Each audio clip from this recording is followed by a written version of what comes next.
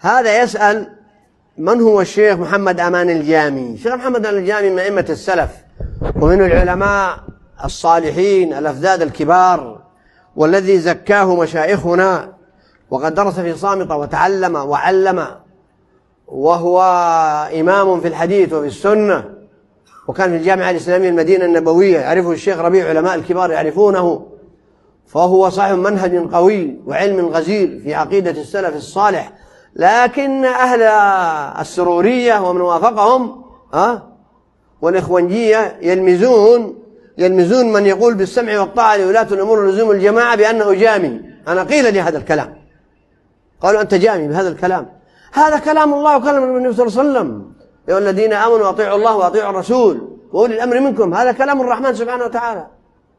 والنبي صلى الله عليه وسلم يقول: اسمع وأطع وإن ضرب ظهرك وخذ مالك. وقال أيضا: من يطع الأمير فقد أطاعني ومن يعصي الأمير فقد عصاني. ماذا تفعل بهذه النصوص؟ فالقضية قضية دين وعقيدة، ما لك من الجامع أو غير الجامع. فلهذا يلمزون أهل السنة كعادة أهل البدع والأهواء في كل زمان ومكان، يلمزون أهل السنة والجماعة من سار على منهج السلف بالابتداع وبالهواء بهواء في نفوسهم، فقالوا جامية. الشيخ عبد العزيز بن باز قال إذا كان يلمزونه الجامي فكلنا جامية. الشيخ صالح الفوزان لما قيل له يسألون عن محمد أمان الجامي قال: يا حبذا هذا الجامي، يثني عليه. عالم جليل من العلماء، من هيئة في كبار العلماء في المملكة رحمه الله. ولأنه رد على السروريين والإخوانجيين ردا قويا بالأدلة الكتاب والسنة وهدي السلف، فلذلك نبذوه ونبذوا من لزم هذا الخط المستقيم من هدي السلف في لزوم الجماعة والسمع والطاعة وعلى هدي السلف، نبذوه بالجامية. كما قالوا قديما لأهل السنة والجماعة: مشبهة ومجسمة وواقفة إلى آخر ما يقولون.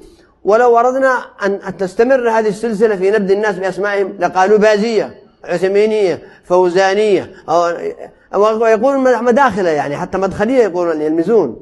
لأن الشيخ ربيع المدخلي هو أيضا رد على أهل البدع والأهواء: صراط واحد لا عشرات وجماعة واحدة لا جماعات. رد على السروري عبد الرحيم عبد الخالق، هذا المصري الذي مات في الكويت، هذا سروري قح محترق، فرد عليه في هذا الكتاب: صراط واحد لا عشرات وجماعة واحدة لا جماعات. فيلمزون أيضا مداخلة، والجامية يلمزون أهل السنة. ما علينا، الكلاب تنضح والقافلة تسير، وهل يضر السحاب نباح الكلاب؟ هل يضر البحر أمسى زاخرا أن رمى فيه غلام بحجر؟ محمد أمان الجامي عالم من علماء أهل السنة والجماعة رحمه الله، إمام حبر مدقق محقق متفنن في بابه رحمه الله معروف. أما أهل الإخوانجية والسرورية من لف له من أهل البدع هم الذين يلمزون من سار على هدي السلف بأنه جامي أو أنه مدخلي أو أنه واقفي أو مشبه مجسم. يقولوا ما يقولون، فالحق واضح أبلج والباطل خفي لجلد. أكتفي بهذا يا شيخ، ولن لقاء بإذنه عز وجل القادم. شكرا لإنصاتكم. أسأل الله عز وجل أن يحفظ علينا عقيدتنا وقيادتنا وأمننا وولاة أمرنا، ويحفظ أمننا واستقرارنا ولحمتنا.